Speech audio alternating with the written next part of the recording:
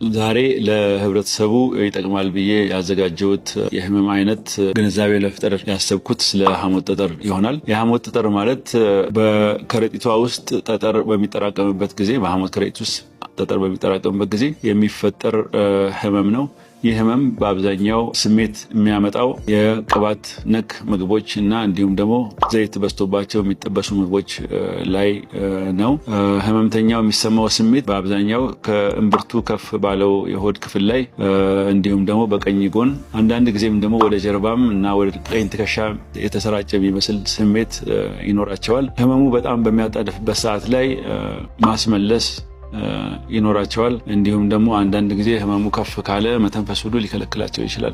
በአብዛኛው ህብረተሰቡ እንዲህ አይነት ስሜት በሚሰማው ሰዓት የጨጓራ ህመም አለኝ ብሎ ነው የሚያስበው፣ ምክንያቱም ስሜቱ በጣም ስለሚመሳሰል ነው።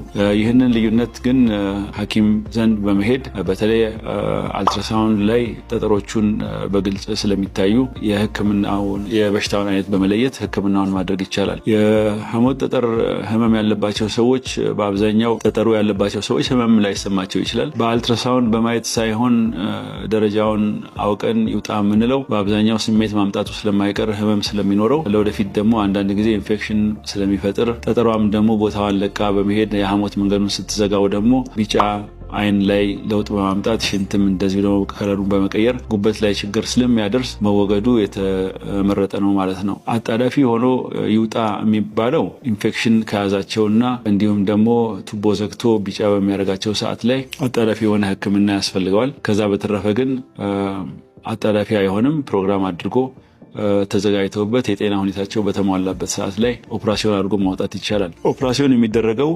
የተለመደው የሆድ ክፍልን ቀኝ ጎን ላይ በመክፈት ጠጠሩን እና እስከነ ከረጢቱ ማስወገድ ነው ህክምናው። በአሁኑ ዘመን ግን በተራቀቀ ሁኔታ በካሜራ እገዛ የሚደረግ የቀዶ ህክምና አይነት ደግሞ ተመራጭ ይሆናል ማለት ነው። ይህንን የትኛው ይሻላል የሚለውን ህክምና ባለሙያው ከህመምተኛው